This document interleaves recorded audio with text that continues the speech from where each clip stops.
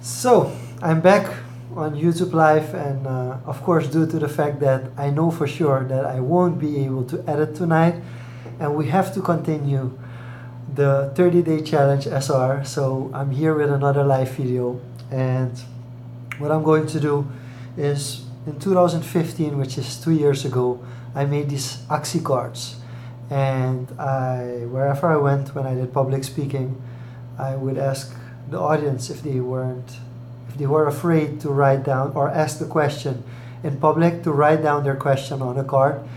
And I spent some time actually answering those cards in a show called Axi. I think that was my first YouTube show, and I did 4 episodes that were aired, and I answered actually a lot of questions, but I didn't answer all the questions, and of course there are questions that I avoided back in the day.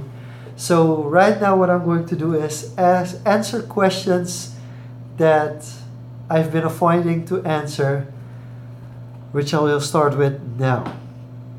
The first question is, I would love to be a leader and I would like to inspire youngsters, and I would like to inspire youngsters not to give up. If I'm a little bit rusty, it's because I'm translating the questions from Dutch to English. But the first question is, I really want to become a leader, especially inspiring youngsters not to give up. Hello, thanks for joining again. And I want to give good speeches, and how can I give good speeches?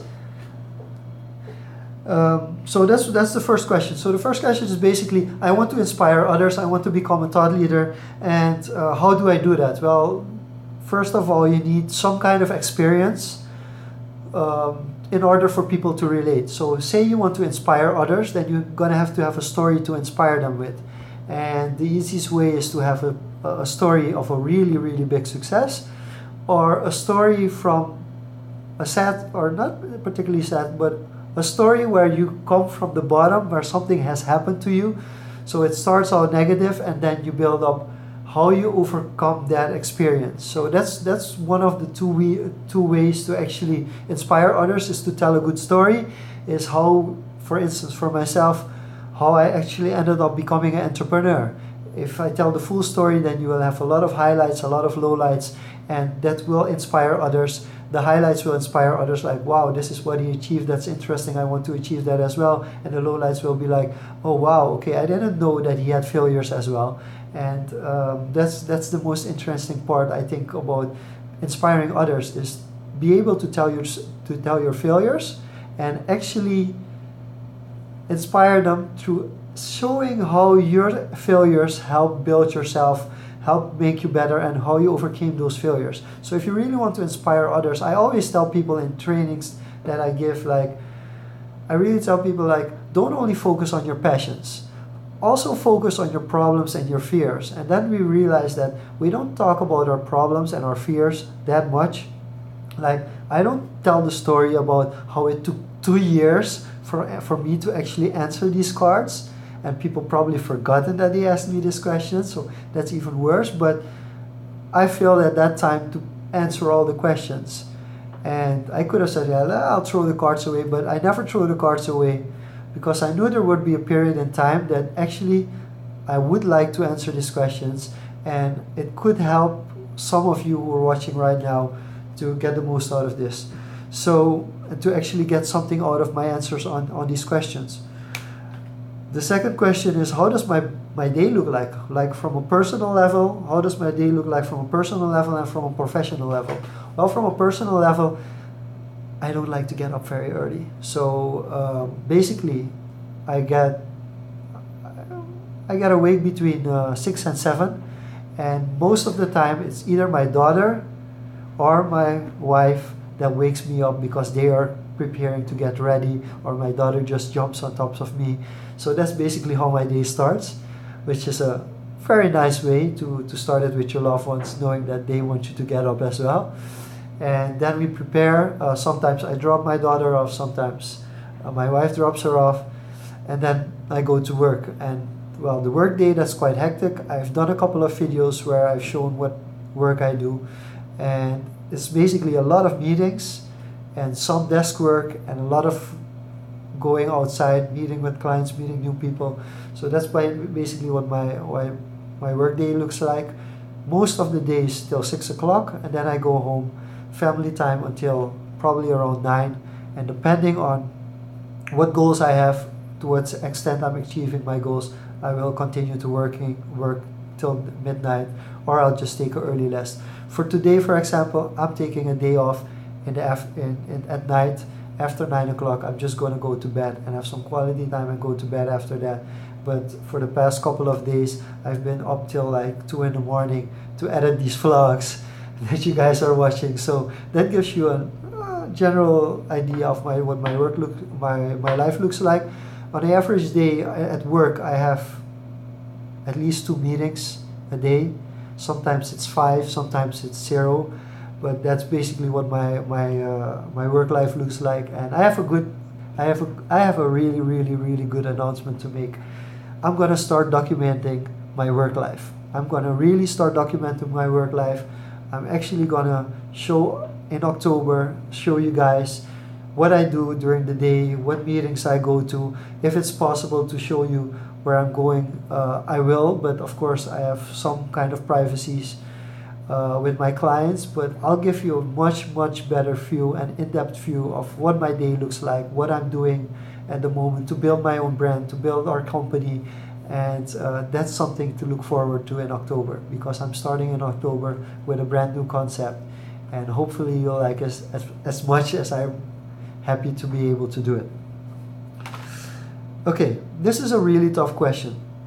If you had to decide and make a choice where you have to give up something, because the thing you love, or the thing you love or you want to go for, puts you in a disadvantage, how do you deal with it? So this is an interesting thing. Like, sometimes something you really want can be a disadvantage to you, and then you have to figure out to yourself, one, is it really a disadvantage? And secondly, how bad do you want it? How high is it on your list of priorities? Because what people sometimes mistake, they see something as a disadvantage of a situation or a choice they had to make, but actually it makes their life easier.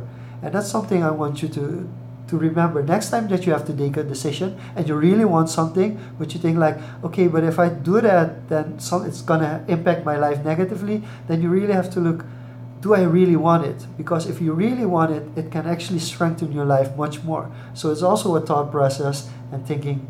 It's in your mind that it's actually a negative, that it should be a negative effect. If you really want it, you should go for it. But then you have to realize that it has to be a higher priority than the other things on the list. And that's one of the most difficult things, is accepting that some things in life are a priority for you right now, and they might not be a priority for others. Okay, if 2 people want to start a business and one does more work than the other, is that okay, or is that difficult? Here's the thing about partnerships in life in general. The thing about partnerships is you have to focus on doing your part of the job. So if you're in a partnership, whether it's a relationship, whether it's a business, never actually shift your focus to the other person too much, because you can get, it can get very negative. So what I'm trying to explain is, often in relationships, but also in business partnerships, you try to have a deal with somebody and it's supposed to be 50-50, but then you realize you're putting in all the work and that other person isn't. Well, then you have to look at yourself like, am I really putting in all of the work? If you're putting in all of the work and the other one isn't doing anything, stop the partnership. Then it doesn't work. But be self-aware and really look, is it everything that you are doing? Are you doing everything you need to do to make the partnership work? And that's something that's very important. When you do partnerships, don't say like, okay, but you are supposed to do that and you are supposed to do that. At that point, when you're only focusing in a partnership on the other person, that's the moment that you've lost trust in the other person, and you should never go through with a relationship in that way. So either you stop the relationship, you stay friends, you do it another way, or you try to build on the relationship and get the trust back, because trust is the most important thing in business. If you have a business partner and you don't trust the person, or you have the feeling that you're putting in all the work and the other person doesn't, that's the time to stop the partnership. And the other way around, you also have to look at yourself. Am I really doing everything in this relationship to make it work? So that's the best advice that I can give you if you're doing a partnership. Always look at yourself first. Are you putting in the effort? Are you putting in the work? Are you really focusing on what's best for both of you? And then decide if it's worth looking at the other person, if they are actually putting in the same effort as well. And yes, if that person acknowledges that you're putting in more work, that person will not have a problem with giving you more shares or giving you a higher salary just to make the business work. How do you find balance between your private life and work life? Or how do you find a balance between your family and making a career? You never find a balance between those two. Or maybe when you're 50, I don't know. But this is the problem I've been struggling with since I've been working. I can't seem to find a balance. There is no correct formula. And it all depends what do you want to achieve. If you want to focus on your career, and you focus too much on your career, your family life will get into trouble. If you just focus only on your family, you will never have the work satisfaction and achieve the goals that you want to achieve. So you have to compromise.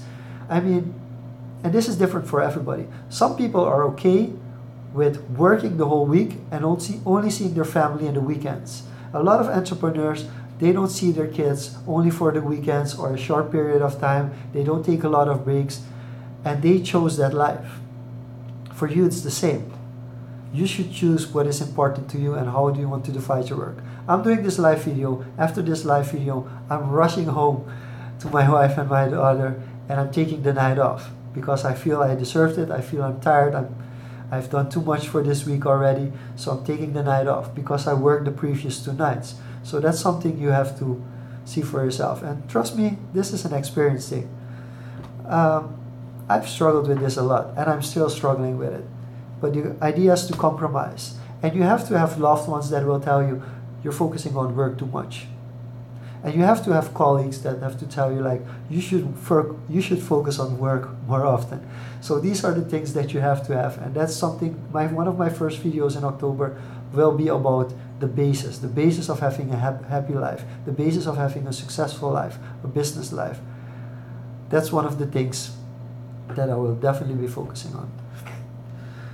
How do you become self-aware? Good question. Well, actually asking the question already helps you become self-aware. Ask others. If you're not sure if you're doing something correct, ask others if you're doing something correct. That's the best way.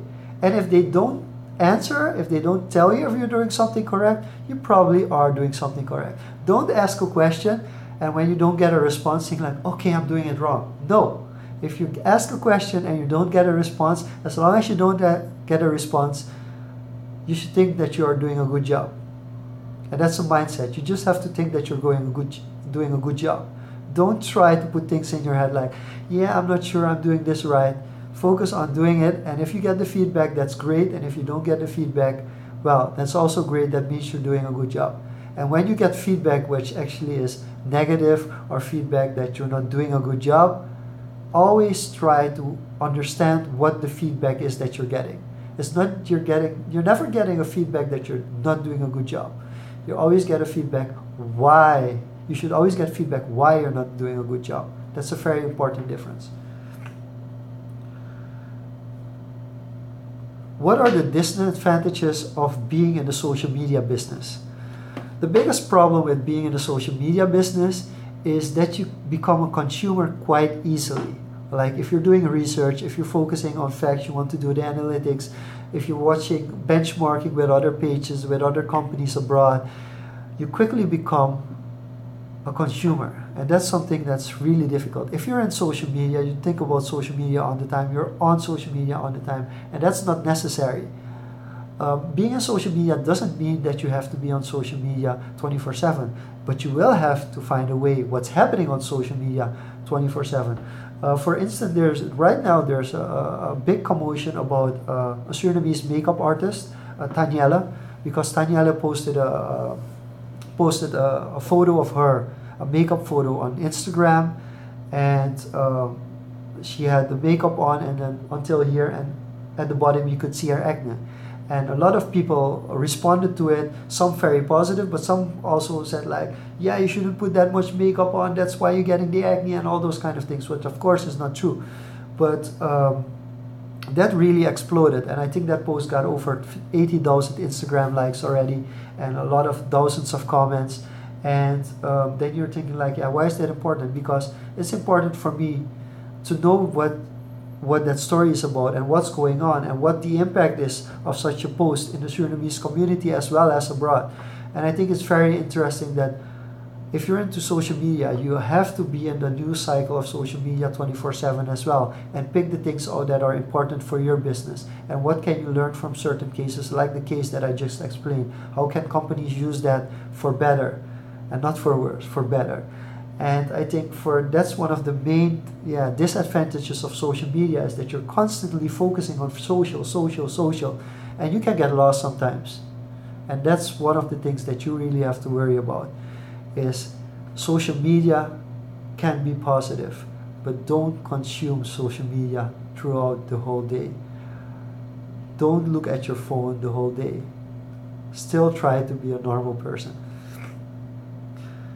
I'm experiencing a bad connection, so I'm going to wrap up. I actually have 4 more questions, but I'm going to do 2 more. Okay, leaving this one out.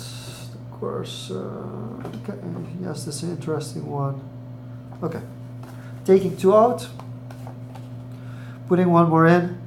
Okay, why does everyone always try to point a finger at somebody when a mistake is being made? That's a very interesting question. When something goes wrong, people usually defend themselves. So it's not necessarily that they want to point a finger at somebody else, but they want to make sure that they don't get the blame for it. And the easiest way in reflex is to point the blame at somebody else and not think about what you could have done better to avoid the mistake. So I think one of the main reasons why people actually point fingers when mistakes are being made is to get the blame away from themselves. And that's a very natural reaction. I mean, I've done it, I'm still doing it in some cases. And that's something that you really have to be able to tell the other people involved, honestly what you think, and that you can have a normal conversation about what went wrong. Because most of the time it's actually not about who did it wrong, but actually what went wrong and how you can actually solve it in the future. That's the easiest way to get around it. So last question. See you tomorrow. Okay. Yes. Last question. What kind of study or course do you have to follow to become a social media expert or a lead or somebody who works in the field of social media? Now, this is a really interesting thing. If you're interested in social media, you can get in social media from very different perspectives. You can get in from social media from a technological perspective. So say you're a tech student and you're interested in the technological side and how you can develop certain programs or certain code for social media. That's one way to get into social media. Another way to get into social media is through communication studies. A lot of students come through social media from media studies, communication studies, but also a lot of marketeers come into social media because social media marketing is taking up such a big role as of late in the marketing world as well. So that's another way. You can get into social media even from the social science perspective, like you're doing a social study like sociology or psychology. That's also a way that you can get into social media. So basically social media connects on a lot of different things. So there isn't one particular way how you can become a social media marketeer or a social media communicator or anything like that. There isn't one particular way, but the best advice that I can give you is do the study that connects the most with you, and all the studies that you are doing can somehow be connected to social media. And you always have an advantage if you're focusing on social media from a different perspective than all the others are. For instance, everybody right now this is our social media package. We make so many posts and we do so many advertising, and that's what you get. But imagine for yourself, like you studied psychology, and you go to clients and you explain how social media is used in psychology as well, or how you can use psychology for social media marketing. Then you already have something unique, something very interesting that people can use to improve their social media. So don't think like there should be one way to do it, but there are different ways. And of course, follow courses online. There are a lot of courses online that give you the information. There are free ebooks online that give you information about social media. You can also follow courses, paid courses, and go to conferences. That's another really great way to learn more about social media. So yeah, there isn't a specific study. I mean, there are college level programs that focus a lot on social media. So those are the most popular ones at the moment, but realize that social media is involved in all parts of life. And just like some of the greatest actors and the best filmmakers, some of them never studied something which had to do with film. Some of the most successful people in theater actually never went to drama school. So don't focus too much on that. I do have to say that at a certain point there will be a social media college degrees, and all colleges will have a social media study. So at that point you will have, that would be the easiest to follow that study. But at this point, the state that social media is in now, use the experience, use all the materials you can find online, learn everything you can, but especially practice as much as possible. Make an Instagram page, make a LinkedIn page, focus on interests, learn how hashtags work. That's how you get the most experience from social media. And that's what I would advise you to do as well. I mean, just like I did. Start a YouTube channel, try a YouTube live, see how it works, see how many people stay involved, see how many likes it gets. That's how I feel about it. Personally, I didn't like this YouTube live video that much. I'm not sure, especially in the beginning, it was hard to get going. So I'm sorry if the start of this video was a little bit rough. I hope it got better, as I felt better during the oh yes, it's live. So yeah, you can see I also make mistakes. But yeah, I really felt this video went better as I went on through the questions. I think the third, fourth questions, I really started to get going, and that's something I learned as well. I mean, if I want to go through with these YouTube live videos, if you're interested in me posting more live videos, definitely let me know in the comments. And if you don't, I will still continue doing it. But if you put in the comments, I will put in extra effort that the next YouTube live video is better than this one, is better prepared, maybe even has better video or better audio, at least a better connection. So if you like this live video, make sure to leave a comment below. Tell me what you think of it. Also tell me things that you think I should improve, or questions that you have that you want to have answered the next time. And of course, thank you so much for watching. Those people, I'm looking at you, yes, the people that are watching, thank you for watching. I really appreciate it. And see you next time, which will be tomorrow, which will be a regular vlog. Thank you for watching. Tamboom.